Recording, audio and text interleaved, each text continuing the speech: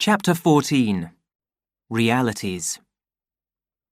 The domestic staff of the Park Lane Hospital for the Dying consisted of 162 deltas divided into two Bokanovsky groups of 84 red-headed female and 78 dark-haired male twins. At 6, when their working day was over, the two groups gathered in the front hall of the hospital and were served by a higher official with their Soma tablets. From the lift, the savage stepped out into the middle of them. But his mind was elsewhere with death, with grief, with his sadness. Without noticing what he was doing, he began to push his way through the crowd. "Who are you pushing? Where do you think you're going?" High, low, from a crowd of separate throats, only two voices came. Repeated countless times, as if by a mirror, two faces, one red-headed, the other dark-haired, turned angrily towards him. Their words, and in his chest sharp digs from their elbows, brought him to his senses. He woke once more to the real world, looked round him, saw the endless crowd of similar beings around him. Twins. Twins. Twins had stared, smiling at the dead Linda. Now, larger, fully grown, they broke into his grief and his lost hope. He stopped and stared at the light brown crowd, in the middle of which, taller than it by a full head, he stood. "Oh, brave new world," he said sadly to himself. "Soma distribution!" shouted a loud voice. "In good order! Hurry up there, please!" A door had been opened, a table and chair carried into the front hall. The voice was that of a cheerful young alpha, who had entered carrying a black iron cash box. A low sound of satisfaction went up from the eager twins. They forgot all about the savage. Their attention was now directed at the black cash box, which the young man had placed on the table and was now unlocking. The lid was lifted. "Ooh, ooh," said all the 162 voices in a single cry of joy. The young man took out a handful of tiny boxes of tablets. "Now," he commanded, "step forward, please. One at a time and no shoving." One at a time, with no shoving, the twins stepped forward. First 2 males, then a female, then another male, then 3 females, then... The savage stood looking on. "Oh, brave new world! Oh, brave new world!" In his mind, the singing words seemed to change their tone. They had laughed at him through his sadness and hopelessness. Now, suddenly, they rang out in a call to action. "Oh, brave new world!" Miranda was telling of the possibility of loveliness, the possibility of changing even the life which surrounded him like a bad dream into something fine and noble. Oh, brave new world! It was a challenge, a command. "No shoving there now!" shouted the official angrily. He shut his cash box noisily. "I shall stop the distribution unless I get good behaviour." The deltas pushed against one another a little, and then were still. His words had had their effect. Loss of Soma, fearful thought. "That's better," said the young man, and reopened his cash box. Linda had been a slave. Linda had died. Others should live in freedom, and the world be made beautiful. And suddenly, it was clear to the savage what he must do. "Now," said the official. Another light brown female stepped forward. "Stop!" called the savage in a loud and ringing voice. "Stop!" He pushed his way to the table. The deltas stared at him with shock. Ford, said the official below his breath. It's the savage! He felt frightened.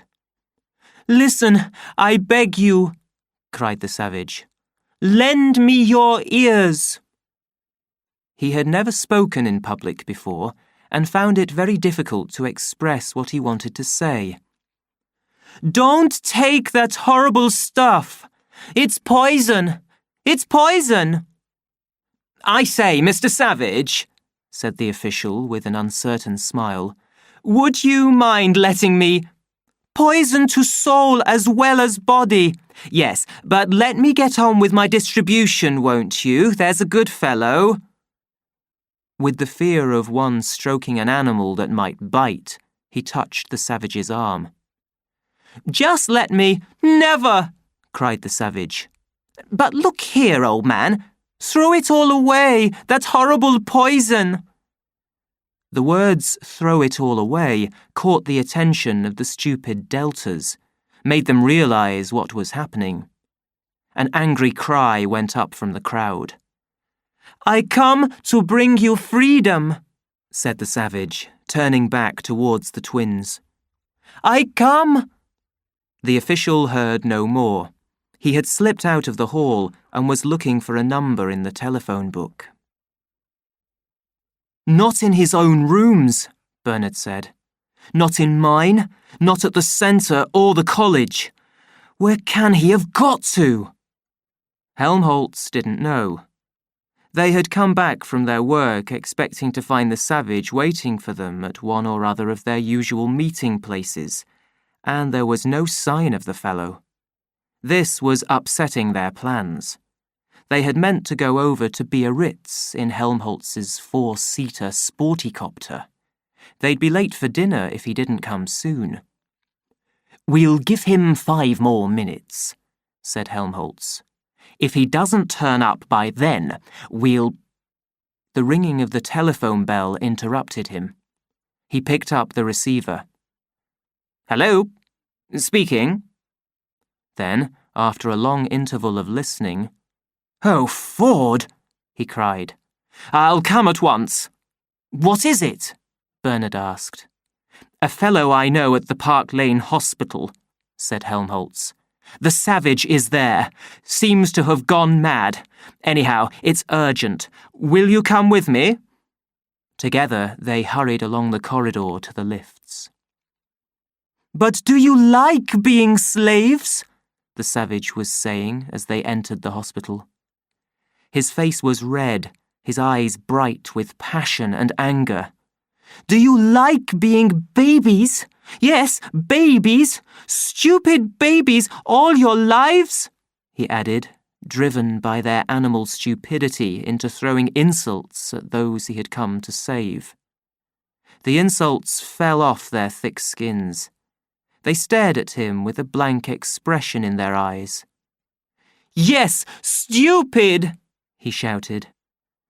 Grief and hopelessness, pity and duty, all were forgotten now and, as it were, melted into an uncontrollable hatred of these less-than-human beings. Don't you want to be free men? Don't you even understand what it is to be a man and free? Don't you? He repeated, but got no answer to his question. Very well then, I'll teach you. I'll make you free whether you want to or not. And pushing open the window that looked onto the inner court of the hospital, he began to throw the little boxes of Soma tablets out of it in handfuls. For a moment, the light brown crowd was silent, frozen with amazement and horror at the sight of this fearful crime. He's mad, whispered Bernard, staring with wide-open eyes. They'll kill him. They'll... A great shout suddenly went up from the crowd. A wave of movement drove it, threatening, towards the savage. Ford, help him, said Bernard, and turned his eyes away. Ford helps those who help themselves. And, with a laugh, Actually, a laugh of joy, Helmholtz Watson pushed his way through the crowd. "Free! Free!" the savage shouted, and with one hand continued to throw the Soma into the courtyard, while, with the other, he hit out at the indistinguishable faces of his attackers. "Free!" And suddenly there was Helmholtz at his side. "Good old Helmholtz!" also hitting out. "Men at last!" Helmholtz cried, and threw the poison out by handfuls through the open window. "Yes, men! Men! Men!" And there was no more poison left. He picked up the cash box and showed them its black emptiness. "You're free!" Screaming with anger, the Deltas charged. "They're done for," said Bernard, and, with a sudden urge to help them, ran forward, then decided not to and stopped. Then, ashamed, stepped forward again, then decided against it once more, and was standing there ashamed of his own fear, thinking that they might be killed if he didn't help them, and that he might be killed if he did. When, Ford be praised, in ran the police, pig-faced in their gas masks. Bernard rushed to meet them. He waved his arms. And it was action. He was doing something. He shouted help several times more and more loudly so as to persuade himself that he was helping. "Help! Help! Help!" The policemen pushed him out of the way and got on with their work. 3 men with machines on their shoulders pumped thick clouds of Soma gas into the air. 2 more were busy with an artificial music box. Carrying water guns loaded with a powerful sleeping gas, 4 others had pushed their way into the crowd and were steadily putting out of action the stronger of the fighters. "Quick! Quick!" screamed Bernard. "They'll be killed if you don't hurry! Oh!" Tired of his shouting, one of the policemen had given him a shot from his water gun. Bernard stood for a second or two on his shaky legs, then fell onto the floor. Suddenly, from out of the artificial music box, a voice began to speak. The voice of reason, the voice of good feeling. The soundtrack roll was unwinding itself in artificial crowd control speech number 2, average strength. Straight from the depths of a heart that had never existed, "My friends, said the voice, with a note of such gentle sorrow that, behind their gas masks, even the policemen's eyes were for a moment filled with tears. "What is the meaning of this? Why aren't you all being happy and good together? Happy and good," the voice repeated. It trembled, sank into a whisper, and for a moment died away. "Oh, I do want you to be happy," it began again. "I do so want you to be good. Please be good, and—" 2 minutes later, the voice and the Soma gas had produced their effect. In tears, the Deltas were kissing and throwing their arms round one another. 6 twins held each other at a time. Even Helmholtz and the savage were almost crying. A fresh supply of tablets was brought in from the hospital stores. The Soma was quickly given out, and, to the sound of loving goodbyes from the voice, the twins departed, crying as though their hearts would break. "Goodbye, my dearest, dearest friends. Ford keep you. Goodbye, my dearest, dearest friends. Ford keep you. Goodbye, my dearest, dearest." When the last of the Deltas had gone, the policeman turned off the current. The heavenly voice fell silent. "Will you come quietly?" asked the sergeant. "Or must we put you to sleep?" He pointed his water gun. "Oh, we'll come quietly," the savage answered, wiping a cut lip and a bitten left hand. Still keeping his hand to his bleeding nose, Helmholtz nodded in agreement. Awake and able to stand up again, Bernard had chosen this moment to move as quietly as he could towards the door. "Hi, you there!" called the sergeant, and a gas-masked policeman hurried across the room and laid a hand on the young man's shoulder. Bernard turned with an expression of surprise. Escaping? He hadn't dreamed of such a thing. "Though what on earth you want me for?" he said to the sergeant. "I really can't imagine." "You're a friend of the prisoners, aren't you?" "Well," said Bernard, and thought. No, he really couldn't deny it. "Why shouldn't I be?" he asked. "Come on then," said the sergeant, and led the way towards the door and the waiting police car.